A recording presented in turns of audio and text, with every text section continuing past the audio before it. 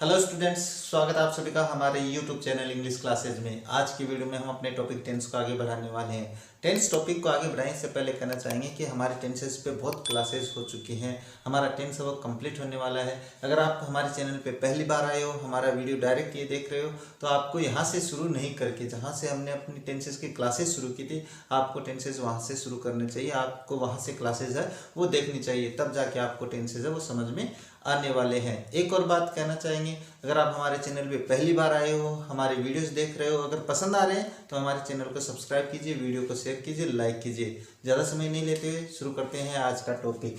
और आज के टॉपिक में हम अपने टेंस टॉपिक को आगे बढ़ाने वाले हैं। टेंस में बात करें तो आज का जो अपना टॉपिक है वो है फ्यूचर परफेक्ट। तो अपन आज कौन सा टेंस पढ़ने वाले हैं? फ्यूचर परफेक्ट टेंस पढ़ने वाले हैं। सबसे पहले बात करें, जो हम हर टेंस में करते आए हैं, इसकी पहचान की बात करते हैं, यानी हिंदी में इसकी पहचान क्या होती है। तो हिंदी में जो इसकी पहचान होती है वो होती है चुका होगा, चुकी होगी, चुके होंगे। ये अपने पास क्या होती है, इसकी हिंदी में पहचान होती है। और प्रत्येक टेंस में मैंने यही बताया कि हिंदी में पहचान से कोई लेना देना नहीं है, ना कंपटीशन एग्जाम में, ना बोर्ड क्लासेज में। तो आपको ध्यान में बस ये इसलिए बताते हैं कि कल ने किसी को पूछ लिया इसकी पहचान क्या होती है, आप सीधे कह दोगे सर ने तो बताया ही नहीं। तो इसीलिए मैं क्या है, केवल इसकी हिंदी की पहचान बताता हूँ। इसके अलावा कोई एग्जाम्पल है वो हिंदी से इंग्लिश ट्रांसलेट करना नहीं बताता। क्यों? क्योंकि ये नहीं आने वाला आप लोगों के।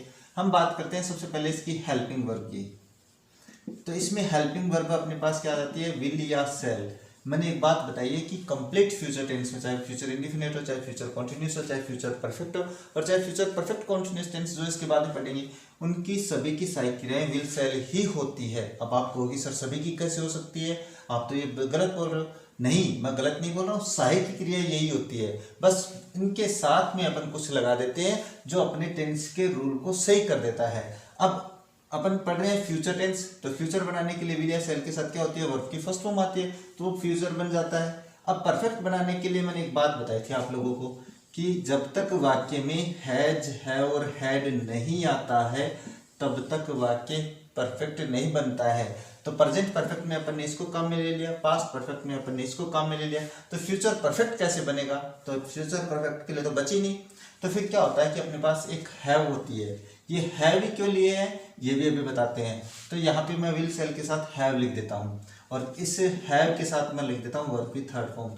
और परफेक्ट बनाने के लिए यही बात चाहिए आप लोगों को कि जो हैज है और हैड है, इनके साथ जब तक वर्ब की थर्ड फॉर्म नहीं आती तब तक आपका वाक्य है वो परफेक्ट का नहीं बनता है। तो मैंने ये बना दिया परफेक्ट। अब बात करते हैं इसमें हैव ही क्यों लिया मैंने, इसमें हैज क्यों नहीं लिया, इसमें मैंने हैड क्यों नहीं लिया। तो ये बात आप लोगों की बिल्कुल दिमाग में खलती होगी, मुझे पता है, मैं जानता हूँ। अब बात करते हैं, थोड़ा सा ऐसे समझाते हैं कि अगर अपन माने तो ये एक क्या होती है? प्राइमरी वर्ब होती है। तो इसकी जो फर्स्ट फॉर्म होती है वो ये होती है हैज और हैव। इसकी सेकंड फॉर्म हैड होती है, थर्ड फॉर्म हैड होती है। अब बात करते हैं कि विल या सेल के साथ कौन सी फॉर्म आती है। तो विल या सेल के साथ हमेशा वर्ब की फर्स्ट फॉर्म आती है। तो ये रही वर्ब की फर्स्ट फॉर्म। अब ये दोनों वर्ब की फर्स्ट फॉर्म है, तो इसमें मैंने हैव ही क्यों लिया, हैज क्यों नहीं लिया? तो अगर आप लोगों ने प्रेजेंट इंडेफिनिट देख लिया है तो उसमें मैंने एक वर्ब बताई थी, वर्ब की फर्स्ट फॉर्म प्लस एस या एस।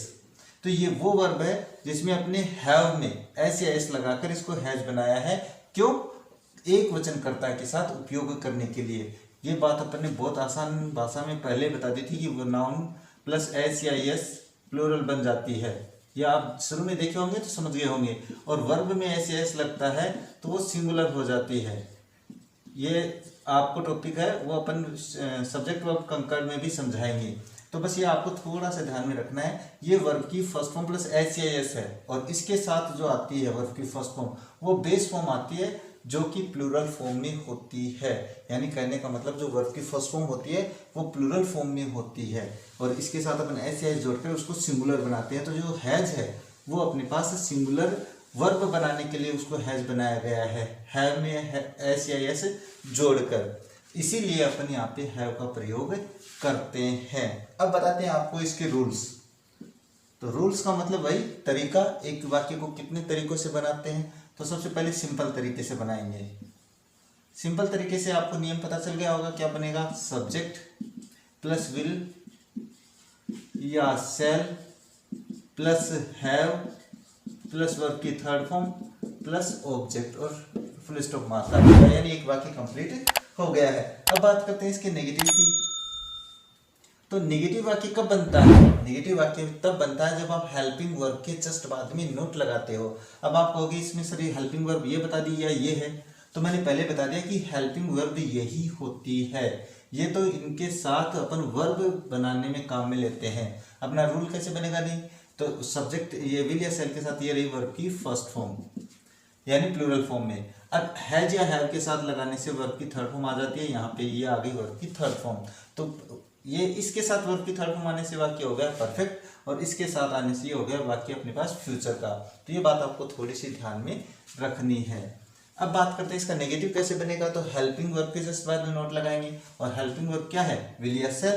तो मैं यहाँ पे लिखूंगा सब्जेक्ट प्लस विल या shall plus not plus have plus verb की थर्ड फॉर्म प्लस ऑब्जेक्ट और फुल स्टॉप मार्क आ जाएगा। इसके बाद में बात करते हैं इंटेरोगेटिव वाक्य की। और इंटेरोगेटिव बनाने के लिए भी मैंने एक एग्जांपल बताया आप लोगों को, हर एक टेंस में बताया कि कर्ता से पहले हेल्पिंग वर्ब का प्रयोग करने से वाक्य इंटेरोगेटिव बन जाता है। अब मैं दोनों पे निशान इसलिए लगा देता हूं क्योंकि अपने पास जब केवल इंटेरोगेटिव बनाना है तो सिंपल वाक्य की हेल्पिंग वर्ब कर्ता से पहले लिख देते हैं, और अगर अपन इंटेरोगेटिव नेगेटिव बनाएंगे जो इसके बाद में बनाने वाला हूं, उसमें इस वाक्य की हेल्पिंग वर्ब पहले लिख देंगे। तो सबसे पहले अपन इंटेरोगेटिव बनाते हैं, तो ये जो हेल्पिंग वर्ब है मैं यहाँ पे लिख देता हूँ विल या सेल प्लस सब्जेक्ट। अब इससे पहले ले आते आ गया इसके बाद में, तो मैं यहाँ पे लिख देता हूँ सब्जेक्ट, और सब्जेक्ट के बाद में देखो क्या बच गया हैव, तो मैं यहाँ पे लिख देता हूँ है, और उसके बाद में वर्ब की थर्ड फॉर्म, और उसके बाद में ऑब्जेक्ट और इंटेरोगेटिव मार्क। अब बात करते हैं इसके इंटेरोगेटिव नेगेटिव की, कि इंटेरोगेटिव नेगेटिव कब बनेगा। तो या तो आप ये जो हेल्पिंग वर्ब है इस हेल्पिंग वर्ब को कर्ता से पहले लिख दो, या आपने जो ये वाक्य बनाया है, और हमने प्रत्येक टेंस में यही बताया है कि जो थर्ड वाक्य बनाते हैं, जो इंटेरोगेटिव वाक्य बनाते हैं, उसमें सब्जेक्ट के बाद में आपको नोट लगा देना है। तो अपने पास जो वाक्य बनेगा, जो नियम बनेगा वो बनेगा विल या shall plus subject plus not plus have plus verb की थर्ड फॉर्म प्लस ऑब्जेक्ट और इंटेरोगेटिव मार्क। ये हो जाते हैं आपके चारों तरीके जिससे आप फ्यूचर परफेक्ट टेंस के वाक्य को बनाओगे। अब बात करते हैं इसकी पहचान की, कि आप कैसे जानोगे कि यहाँ पर आपको फ्यूचर परफेक्ट टेंस का प्रयोग करना है। तो प्रत्येक टेंस की मैंने अलग अलग बता दी कि प्रत्येक टेंस का कहाँ कहाँ पे कैसे कैसे प्रयोग होता है, ये अपन ने बात कर ली है यहाँ पे। और कैसे होगा इसका प्रयोग, तो सबसे पहले इसकी एक एडवर्ब बता देते हैं। अब एक एडवर्ब बताएंगे तो मैं लिख देता हूँ यहाँ पे, जैसे बाई प्लस फ्यूचर टाइम। ये बात मैं एक बार दोबारा दोहराऊंगा, बिफोर प्लस फ्यूचर टाइम। ये बात मैंने कहाँ पे पढ़ाई है, ये बताइए मैंने पास्ट परफेक्ट में। अगर बाई या बिफोर के साथ यहाँ पे पास्ट टाइम आ जाता है तो आपका टेंस परिवर्तन हो जाएगा, टेंस हो जाएगा आपके पास पास्ट परफेक्ट। अब यहाँ पे फ्यूचर टाइम आया तो इसके साथ आपको फ्यूचर परफेक्ट टेंस का प्रयोग करना है। अब आप कहोगे सर आपने तो एक ही एडवर्ब बताई थी, तो मैं इसको हमेशा ऐसे लिखता हूँ बाई या बिफोर,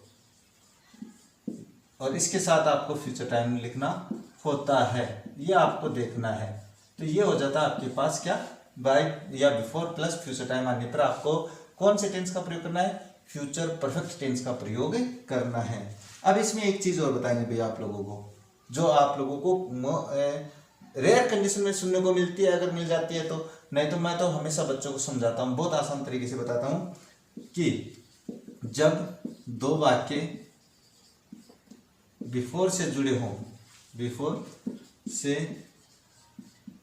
हों तथा बिफोर के बाद प्रेजेंट इंडिफिनिट का प्रयोग हो, तो इससे पहले यानी बिफोर से पहले, इससे पहले फ्यूचर परफेक्ट टेंस का प्रयोग होगा, फ्यूचर परफेक्ट टेंस का प्रयोग होता है। ये बात आपको ध्यान में रखनी है, और ये रेयर कंडीशन में मिलेगी आपको, मैं गारंटी के साथ कह सकता हूँ कि ये बात आपको बहुत कहीं नहीं मिल सुनने वाली है। आप एक बार क्लासेस सर्च करके देख लेना, अगर उसमें मिल जाती है तो बहुत अच्छी बात है, मिलती है तो मैंने ये तो कह दिया कि रेयर कंडीशन में मिलती है। इसको आसान भाषा में लिखे तो मैं लिख देता हूँ बिफोर के बाद में प्रेजेंट इंडेफिनिट। तो बिफोर से पहले फ्यूचर परफेक्ट टेंस का प्रयोग होता है। ये हो जाता है आपके पास फ्यूचर परफेक्ट का जहाँ पे आपको प्रयोग करना है। ये उसकी एडवर्ब हो गई है, ये उसकी एक पहचान हो गई है। यानी अगर ऐसा होता है इस कंडीशन में तो आपको क्या करना है, फ्यूचर परफेक्ट टेंस का प्रयोग करना है। ये कंडीशन मैं आपको 4 तरीके से बताने वाला हूँ। पहले अपन क्या करते हैं, इसके बारे में पढ़ते हैं। इसके बारे में पढ़ने का मतलब है कि सबसे पहले इसके एग्जाम्पल्स बनाते हैं। एग्जाम्पल बनाएंगे तभी तो आपको टेंस समझ में आएगा, ऐसे थोड़ी ना समझ में आ जाएगा। तो जैसे मैं एग्जाम्पल लिखता हूँ, यहाँ पे एग्जाम्पल लिखेंगे तो क्या लिखेंगे, सबसे पहले इसके एडवर्ब के एग्जाम्पल बनाते हैं। My teachers revise the syllabus by the next week. अब इस वाक्य को आपको गौर से देखना है। ये बड़ी इंपॉर्टेंट बातें हैं जो मैं बड़ी गहराई से बताता हूँ। क्यों बताता हूँ, क्योंकि आपकी गलती नहीं होनी चाहिए। आप देखना है यहाँ पे अपने पास जो बच्चे बैंक की तैयारी कर रहे होते हैं, जो बच्चे एसएससी की तैयारी कर रहे होते हैं, उनके एग्जाम्पल बिल्कुल इसी तरीके के आते हैं। मैं पहले एक बार यहाँ पे थोड़ा सा समाधान करता हूँ। अगर बाय प्लस फ्यूचर टाइम दिया हुआ है, बाय प्लस फ्यूचर टाइम दिया हुआ है, दोनों साथ में है, दोनों साथ में है, तो आपका वाक्य बनेगा फ्यूचर परफेक्ट टेंस का। और फ्यूचर परफेक्ट कब बनता है, जब आप विल या shall plus have plus verb की थर्ड फॉर्म लगाते हो। अब मैंने इसमें विल या सेल के बारे में ये नहीं बताया कि भाई कौन से कर्ता के साथ किसका प्रयोग होगा। क्यों, क्योंकि मैंने ये पहले 2 वीडियो में बता दिया है, फिर भी इसमें बता देता हूँ। आई और वी के साथ आपको सेल का प्रयोग करना है। बाकी सभी जो अदर सब्जेक्ट है उनके साथ आपको विल का प्रयोग करना है, चाहे कर्ता एकवचन हो चाहे कर्ता बहुवचन हो। अब यहाँ पे बात करते हैं, टीचर्स आया है यानी आई वी के अलावा है, तो यहाँ पे अपन किसका प्रयोग करेंगे, विल का प्रयोग करेंगे। इसके बाद में आप क्या लगाओगे, हैव लगाओगे, और इसके वर्ब की थर्ड फॉर्म बना दोगे तो क्या हो जाएगी, रिवाइज्ड। ये हो गया आपका वाक्य कंप्लीट। अब मैं इसमें से क्या कर देता हूँ, मैंने इसमें से बाई हटा दिया। जैसे ही बाई हटाया आपका टेंस परिवर्तन हो जाएगा और टेंस बन जाएगा कौन सा, नेक्स्ट प्लस टाइम वाला। Next plus time future indefinite. जब आप फ्यूचर इंडेफिनिट देख लिए होंगे तो उसमें समझ गए होंगे, अगर नहीं देखा तो पहले वो देखो।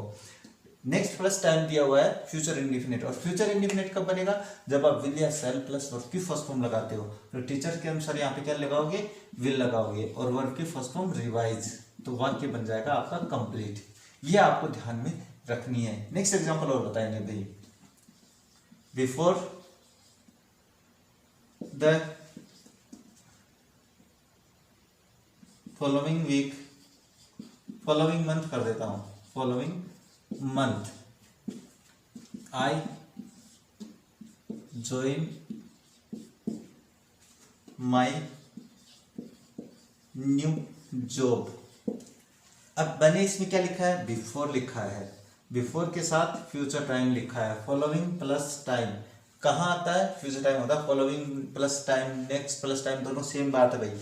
तो मैंने यहाँ पे क्या कर दिया, फॉलोइंग प्लस मंथ कर दिया है। अब बात करते हैं कि अगर ये दोनों साथ में दिए हुए हैं तो आपका टेंस हो जाएगा फ्यूचर परफेक्ट। और वो कब बनेगा, जब आप विल या shall plus have plus verb की थर्ड फॉर्म लगाओगे। तो मैंने यहाँ पे क्या कर दिया, आई लिखा है, आई के साथ क्या बताया मैंने, सेल बताया। मैं यहाँ पे लिख देता हूँ सेल, और इसके साथ हैव, और वर्ब की थर्ड फॉर्म ज्वाइंट, तो वाक्य हो गया कंप्लीट। अब मैंने क्या किया, इसमें से बिफोर हटा दिया कि बिफोर नहीं है, तो क्या हो जाएगा, the following month I join my new job. अब तो मैं यहाँ पे क्या करूंगा, फिर यहाँ पे फॉलोइंग प्लस टाइम जो होता है वो फ्यूचर इंडेफिनिट का होता है। और फ्यूचर इंडेफिनिट कब बनेगा, जैसे मैंने पहले वाले वाक्य में बता दिया है, फ्यूचर इंडेफिनिट बनता है विल या सेल प्लस वर्ब की फर्स्ट फॉर्म लगाने से। तो मैं यहाँ पे वर्ब की फर्स्ट फॉर्म लिख देता हूँ। ये आपको जो माइनर डिफरेंस होते हैं वो आपको ध्यान में रखना है। यानी करने का मतलब इस प्रीपोजिशन को लगाएंगे तो फ्यूचर परफेक्ट बन जाएगा, और इस प्रीपोजिशन को हटाएंगे यानी बिफोर को हटाएंगे तो अपने पास फ्यूचर इंडेफिनिट बन जाएगा। ये 2 वाक्य हो गए आपके फ्यूचर परफेक्ट के एडवर्ब वाले वाक्य। अब बात करते हैं उससे, जैसे मैंने समझाया था, तो मैं एक एग्जांपल यहाँ पे लिख देता हूँ। पहले तो एक सिंपल एग्जांपल लिखते हैं उसका, कि जैसे माई मदर, ये एक सिंपल वाक्य लेते हैं बिल्कुल आसान भाषा में। Cook food before I reach at home. मैंने वाक्य लिख दिया भाई। अब मैंने क्या लिखा, my mother cook food before I reach. अब ये बिफोर के बाद में देखो कौन सा वाक्य आया है। बिफोर के बाद में अगर आप लोगों ने प्रेजेंट इंडेफिनिट नहीं देखा है तो पहले वो देखो, तभी जाके ये समझ में आने वाला है। इसमें मैंने लिखा है सब्जेक्ट प्लस वर्ब की फर्स्ट फॉर्म प्लस एस या ईएस प्लस ऑब्जेक्ट वाला नियम लगाया है। अब इसमें ये रहा सब्जेक्ट, ये रही वर्ब की फर्स्ट फॉर्म, और इसमें ऐसे ऐसे क्यों नहीं लगा है, क्योंकि कर्ता बहुवचन है और कर्ता बहुवचन होने पे वर्ब में ऐसे ऐसे नहीं लगता है, इसलिए आई रीच एट होम। तो वाक्य हो गया आपका प्रेजेंट इंडेफिनिट का। अगर बिफोर के बाद में प्रेजेंट इंडेफिनिट आया है तो बिफोर से पहले आपको फ्यूचर परफेक्ट टेंस का प्रयोग करना है, और वो कब बनेगा, जब आप विल या शैल प्लस हैव प्लस वर्ब की थर्ड फॉर्म लगाओगे तब। अब मैं एक वाक्य और लिखूंगा भाई, उस वाक्य को अपन एक अलग तरीके से समझाते हैं। उस वाक्य को मैं 3 तरीके से लिखता हूँ आपके सामने, यानी 3 प्रकार से लिखता हूँ उस वाक्य को, उसके बाद में आप लोगों को वो वाक्य समझाते हैं। जैसे आगे वाला एग्जाम्पल बनाए तो जैसे मैं एक वाक्य लिखता हूँ, the plants dry before it rains. मैंने एक वाक्य ये इसलिए इस तरीके से लिख दिया। दूसरा यही वाक्य मैं इस तरीके से लिखता हूं, the plants dry before it, और यहां पे मैंने इसको वर्ब को ब्रैकेट में लिख दिया रेन। नेक्स्ट मैं इसी वाक्य को इस तरीके से लिखता हूं, the plants dry before it रेन्ड। अब मैंने ये वाक्य लिख दिया भाई। एक ही वाक्य को मैंने 3 तरीके से लिखा है, और 3 तरीके से लिखा है इसका मतलब है कि ये वाक्य आपको थोड़ा आराम से समझना है, बिल्कुल धैर्य के साथ समझना है। इस वाक्य में आपको क्या समझाना चाहता हूं मैं। सबसे पहले बात करते हैं इस वाक्य की। अगर भी 2 वाक्य बिफोर से जुड़े हों और बिफोर के बाद में प्रेजेंट इंडेफिनिट आया है तो आप कैसे कहोगे ये प्रेजेंट इंडेफिनिट है। तो मैंने वही नियम बता दिया है कि सब्जेक्ट प्लस वर्ब की फर्स्ट फॉर्म प्लस एस या एस किस में आता है, प्रेजेंट इंडेफिनिट में आता है। तो इट रेन्स वर्ब की फर्स्ट फॉर्म प्लस एस या एस। तो इससे पहले आपको फ्यूचर परफेक्ट टेंस का प्रयोग करना है। वो कब बनता है, जब आप विल या शैल, तो विल क्योंकि आई और वी के अलावा है करता, विल हैव और ड्राइड, वाक्य हो गया कंप्लीट। अब वाक्य में केवल दोनों तरफ खालिस्तान आ गए भाई, दोनों तरफ स्पेस दिया हुआ है, दोनों तरफ आपको वर्ब भरनी है। इस नियम पे क्या करोगे, तो इस नियम पे आपको वो नियम लगाना है जो हमने पास्ट परफेक्ट टेंस में लिखा था। और वहां पे क्या लिखा था, जब 2 वाक्य बिफोर से जुड़े होते हैं तो बिफोर से पहले पास्ट परफेक्ट और बिफोर के बाद में पास्ट इंडेफिनिट टेंस का प्रयोग होता है। तो मैं इसमें दोनों वर्ब भरनी है, तो मैं इसको कौन से टेंस से बनाऊंगा, हैड ड्राइड, और इसको मैं बना दूंगा वर्ब की सेकंड फॉर्म। तो वाक्य हो गया आपके पास पास्ट परफेक्ट और पास्ट इंडेफिनिट। अब इसमें क्या दिया हुआ है, इसने पहले से ही पास्ट इंडेफिनिट दिया हुआ है। अगर बिफोर के बाद में पास्ट इंडेफिनिट आया है तो बिफोर से पहले आपको पास्ट परफेक्ट टेंस का ही प्रयोग करना है। तो क्या करूंगा मैं, हैड ड्राइड, वाक्य हो गया कंप्लीट। ये बात आपको ध्यान में रखनी है। एक एग्जाम्पल और समझा देते हैं क्योंकि समझ में नहीं आया होगा बच्चों को, मैं समझ जाता हूं उनकी बातें। तो जैसे एक वाक्य और लिखते हैं, गेस्ट्स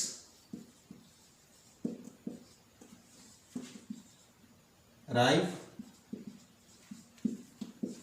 before I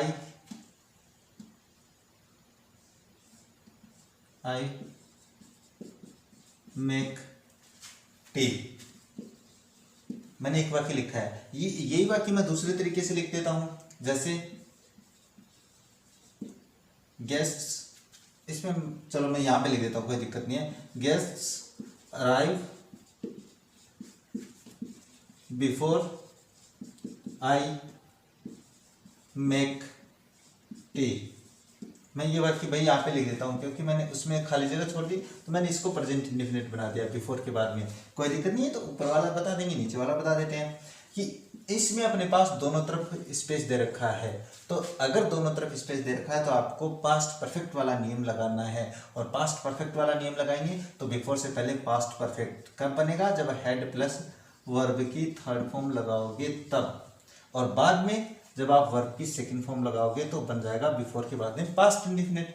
लेकिन यहाँ पे इसने क्या किया, बिफोर के बाद में प्रेजेंट इंडिफिनिट दे दिया है, तो बिफोर से पहले आपको कौन से टेंस का प्रयोग करना है, फ्यूचर परफेक्ट टेंस का प्रयोग करना है। वो कब बनेगा, जब आप विल या सेल के साथ विल या shall plus have plus verb की थर्ड फॉर्म, तो गेस्ट के साथ क्या आएगा विल, उसके बाद में हैव और ये वर्ब की थर्ड फॉर्म, तो वाक्य हो जाता है आपका कंप्लीट। ये हो जाता है आपका फ्यूचर परफेक्ट टेंस कंप्लीट। आज के इस वीडियो में अपन आगे वाला टेंस है वो भी पढ़ लेते हैं। आगे वाला जो टेंस है वो कौन सा है, अपने पास फ्यूचर परफेक्ट कॉन्टिन्यूअस टेंस, उसको भी अपन आज ही कंप्लीट कर देते हैं। ज़्यादा बड़ा टेंस नहीं है वो, बहुत ही आसान भाषा में समझाने वाले हैं उसको भी। आपको बिल्कुल जैसे समझाया गया वैसे ही आपको ये टेंस समझाते हैं। देखो कैसे समझाएंगे, जैसे फ्यूचर परफेक्ट कॉन्टिन्यूअस टेंस, सबसे पहले वही बात इसकी पहचान की, इसकी पहचान होगी से रहा होगा, से रही होगी और से रहे होंगे, से रहे होंगे। ये हो जाती है इसकी पहचान हिंदी में, जो आपको कोई काम नहीं आने वाली है। बात कर लेते हैं इसकी हेल्पिंग वर्ब की। तो हेल्पिंग वर्ब तो मैंने बता दी है कि सभी फ्यूचर टेंस में, चाहे फ्यूचर इंडिफिनिट हो, कॉन्टिन्यूअस हो, परफेक्ट कॉन्टिन्यूअस टेंस हो, उसमें क्या आएगी, विल या सेल। तो इसमें क्या करेंगे, इसमें विल या सेल के साथ आपको हैव तो लगाना ही है, उसके बाद में बीन लगाना है, और बीन के साथ आपको वर्ब की फर्स्ट फॉर्म प्लस आईएनजी लगानी है। अब यहाँ पे हैव क्यों आया है, ये तो मैंने आप लोगों को पीछे के भाग में बता दिया, अभी थोड़ी देर पहले बताया है। अब यहाँ पे बीन का प्रयोग क्यों किए हैं, तो बीन का प्रयोग भी बता देते हैं। बी वर्ब को मैंने बहुत एक्सप्लेन किया है इस वर्ब को, क्योंकि ये 8 फॉर्म में होती है। इसकी वर्ब की कितनी फॉर्म होती है, 8 फॉर्म। मैं यहाँ पे केवल बी, बीन और बीन की बात करने वाला हूँ। अब आप कहोगे सर ये नहीं लिए, ये नहीं लिया आपने, ये क्यों लिया, तो ये मैं बता देता हूँ। विल या सेल के साथ आपके पास क्या होती है, वर्ब की फर्स्ट फॉर्म, तो हैव आ गई वर्ब की फर्स्ट फॉर्म। हैव के साथ क्या चाहिए आप लोगों को, वर्ब की थर्ड फॉर्म। तो अपने पास फ्यूचर परफेक्ट, ये बन गया फ्यूचर और ये बन गया परफेक्ट। अब आपको चाहिए कॉन्टिन्यूअस।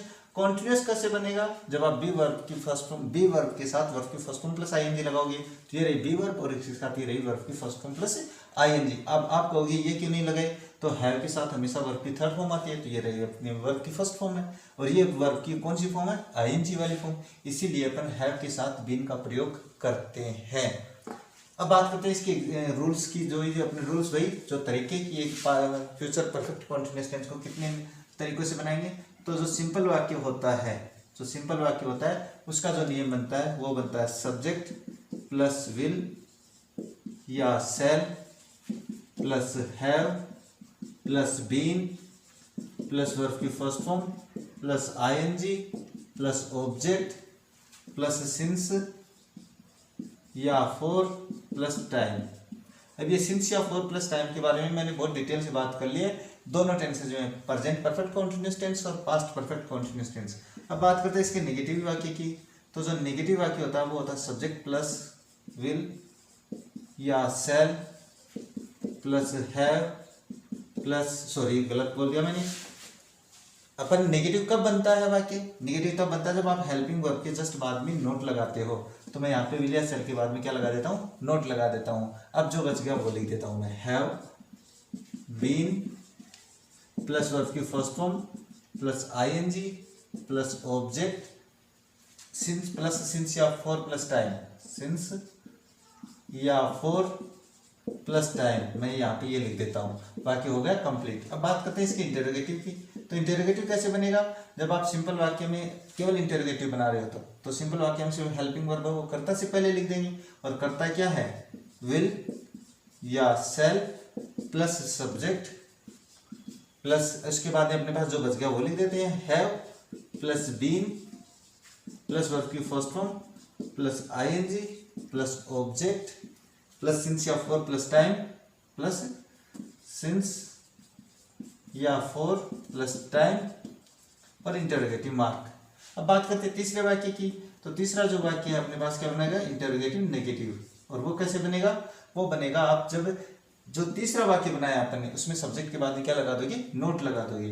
तो क्या बनेगा, विल या सेल प्लस सब्जेक्ट, और सब्जेक्ट के बाद में क्या लिखोगे, not plus have plus been plus verb की first form plus ING plus object plus since या फॉर प्लस टाइम।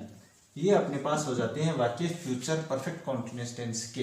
यानी ये चार तरीके जो अपन प्रत्येक टेंस के पढ़ते हैं, simple, negative, interrogative, interrogative, negative. अब बात करते हैं इसके प्रयोग की कि इसका प्रयोग कहाँ पे करोगे आप। तो इसका प्रयोग जहाँ पे होना है उसके बारे में भी एक पहचान बता देते हैं। इसकी भी एक ही पहचान बताएंगे। पहचान बताएं तो आप लोगों को थोड़ा सा ध्यान में रखना है कि अगर आपको वाक्य में इसकी जो पहचान होती है, इसकी कोई एडवर्ब नहीं होती भाई, इसकी भी पहचानें बताएंगे। वो बताएंगे कि वाक्य में सिंस या फॉर प्लस टाइम दिया हुआ होगा। अब आप कहोगे ये तो दिया हुआ है प्रेजेंट परफेक्ट कॉन्टिन्यूअस टेंस में भी, पास्ट परफेक्ट कॉन्टिन्यूअस टेंस में भी और फ्यूचर परफेक्ट कॉन्टिन्यूअस टेंस में भी ये बता दिए, तो इसके साथ एक फ्यूचर टाइम होगा भाई, फ्यूचर टाइम। फ्यूचर टाइम का मतलब फ्यूचर इंडेफिनिट की कोई भी एडवर्ब हो सकती है, ये आपको ध्यान में रखना है। अगर ये दोनों साथ में है, यानी अगर ये दोनों साथ में है तो आपके पास फ्यूचर परफेक्ट टेंस बनेगा, फ्यूचर परफेक्ट कॉन्टिन्यूअस टेंस बनेगा। ये आपको ध्यान में रखनी है। अगर यहाँ पे पास्ट टाइम हो जाता है, क्योंकि मैंने पास्ट परफेक्ट कॉन्टिन्यूअस लिखवाया था ना, तो उसमें मैंने सिंस या फॉर प्लस टाइम के साथ पास्ट टाइम लिखवाया था, तो जैसे ही आएगा अपने पास टेंस बदल जाएगा पास्ट परफेक्ट कॉन्टिन्यूअस टेंस में। और अगर ये दोनों ही नहीं है, ये दोनों ही नहीं है, अकेला ये आया है, तो आपके पास टेंस बन जाएगा प्रेजेंट परफेक्ट कॉन्टिन्यूअस टेंस। वो अलग बात है कि अपन जब ऑप्शंस वाले वाक्य एग्जांपल्स करवाएंगे ना, ऑप्शंस वाले, तब आपको बिल्कुल और आसान भाषा में समझाएंगे। अभी ऑप्शन वाले वाक्य करवाने जरूरी हैं, क्योंकि ये तो अपन ने केवल उस आधार पे पढ़ा है कि वर्ब अपन खुद से ही करते हैं। ऑप्शन वाले एग्जाम्पल में भी थोड़ा सा कंफ्यूज कर देते हैं बच्चों को, तो वो भी अपन समझाएंगे। बात करते हैं इसके एग्जाम्पल की। तो जैसे मैं एक एग्जाम्पल लिखूंगा, आप उसी में समझ जाओगे। I wait for you since morning next day. एक सिंपल सी बात लिखी है मैंने। ये सिंपल वाक्य, पहला वाक्य मैं सिंपल इसीलिए बनाता हूं क्योंकि आपको आसानी से समझ में आ जाए। अब इस वाक्य में देखो, सिंस मॉर्निंग, एक सिंस प्लस टाइम दिया हुआ है, नेक्स्ट प्लस टाइम यानी फ्यूचर टाइम दिया हुआ है, और ये दोनों वाक्य में आए हैं, दोनों वाक्य में आए हैं, तो आपके पास टेंस बन जाएगा फ्यूचर परफेक्ट कॉन्टिन्यूअस टेंस। और वो कब बनेगा, जब आप विल या सेल के साथ हैव बीन करके वर्ब की फर्स्ट फॉर्म प्लस आईएनजी लगाओगे। तो आई के साथ क्या लिखोगे, सेल, उसके बाद में हैव, उसके बाद में बीन, और उसके बाद में वर्ब की फर्स्ट फॉर्म प्लस आईएनजी, ये लगा दिया मैंने। अब ये मान के चलो मैंने इसमें से नेक्स्ट डे हटा दिया, नेक्स्ट प्लस टाइम हटा दिया, तो बच गया क्या, सिंस या फॉर प्लस टाइम। तो सिंस या फॉर प्लस टाइम अकेला आया है, तो यहाँ पे आपका टेंस हो जाता है प्रेजेंट परफेक्ट कॉन्टिन्यूअस टेंस। और वो कब बनेगा, जब आप हैज या have plus been plus verb की फर्स्ट फॉर्म प्लस आईएनजी लगाओगे। तो आई के अनुसार यहाँ पे क्या लिखूंगा मैं, फिर परफेक्ट कॉन्टिन्यूअस बनाने के लिए हैव बीन और वेटिंग। तो ये हो गया अपने पास प्रेजेंट परफेक्ट कॉन्टिन्यूअस टेंस। ये मान के चलो मैंने इसमें से ये रख दिया और ये हटा दिया, यानी सिंस या फॉर प्लस टाइम हटा दिया, और नेक्स्ट डे आया है, बस केवल नेक्स्ट डे आया है, तो इसका मतलब आपका टेंस परिवर्तन हो गया। और नेक्स्ट प्लस टाइम है वो फ्यूचर इंडेफिनिट टेंस में आता है। और फ्यूचर इंडेफिनिट कब बनेगा, जब आप विल या सेल के साथ वर्ब की फर्स्ट फॉर्म लगाओगे। तो मैं यहाँ पे वेट है उसकी वर्ब की फर्स्ट फॉर्म लगा देता हूँ। ये हो जाता है आपके पास क्या, future perfect continuous tense complete. चलो एक एग्जांपल और करते हैं आप लोगों को, और फिर इस टॉपिक को कंप्लीट करते हैं। जैसे कि एग्जांपल लिखें, तो bye the end of this month I space doing job in this company for 2 years। अब मैंने एक वाक्य लिख दिया भाई, इसमें आप लोगों को क्या देखना है, सिंस या फॉर प्लस टाइम दिया हुआ है और फ्यूचर टाइम दिया हुआ है। अब आप कहोगे ये फ्यूचर टाइम है क्या, तो bye the end of this month, यानी इस महीने के खत्म होने तक, ये होता है इसका। तो ये अपने पास फ्यूचर डिनोटिंग एडवर्ब है। तो इसमें आपको दोनों एडवर्ब साथ में आए, दोनों टाइम साथ में आए, तो आप टेंस कौन सा करोगे, फ्यूचर परफेक्ट कॉन्टिन्यूअस टेंस। और वो कब बनेगा, जब आप विल या shall plus have plus been plus verb की फर्स्ट फॉर्म प्लस आईएनजी लगाओगे। तो आई के साथ यहाँ पे क्या लिखूंगा मैं, सेल, सेल के बाद में हैव, और उसके बाद में बीन, और उसके बाद में वर्ब की फर्स्ट फॉर्म प्लस आईएनजी, तो डूइंग हो जाएगा। अब इसमें से मैं ये हटा देता हूं तो टेंस आप समझ गए होंगे, प्रेजेंट परफेक्ट कॉन्टिन्यूअस टेंस बनेगा। और इसमें से इसको हटा देता हूं तो अपने पास कौन सा टेंस बनेगा, by the end of the week, यानी दिस मंथ, अपने क्या हो जाएगा, ये फ्यूचर इंडिफिनिट का बन जाएगा। चलो मैं इसको बना देता हूं। जैसे मैंने इसमें से ये हटा दिया तो प्रेजेंट ये बन जाएगा प्रेजेंट परफेक्ट कॉन्टिन्यूअस, तो हैव, बीन और डूइंग, तो ये हो गया। अगर मैंने इसमें से ये सिंस या फॉर प्लस टाइम हटा दिया तो टेंस हो जाएगा आपके पास फ्यूचर इंडिफिनिट, और वो बनेगा आपके पास विल या सेल प्लस वर्ब की फर्स्ट फॉर्म, तो सेल डू हो जाएगा, वाक्य हो जाएगा आपका कंप्लीट। ये आपके टेंसेस हो जाते हैं कंप्लीट। अपना टेंस टॉपिक है वो पूर्ण हो गया है। आगे के वीडियो में नया टॉपिक शुरू करेंगे। जाने से पहले कहना चाहेंगे, अगर आप हमारे चैनल पे आए हो, हमारे वीडियोस पसंद कर रहे हो, तो हमारे चैनल को सब्सक्राइब कीजिए, वीडियोस को लाइक कीजिए, शेयर कीजिए। मिलते हैं नेक्स्ट टॉपिक के साथ अगली क्लास में। तब तक के लिए देखते रहिए हमारा चैनल, और जय हिंद, जय भारत।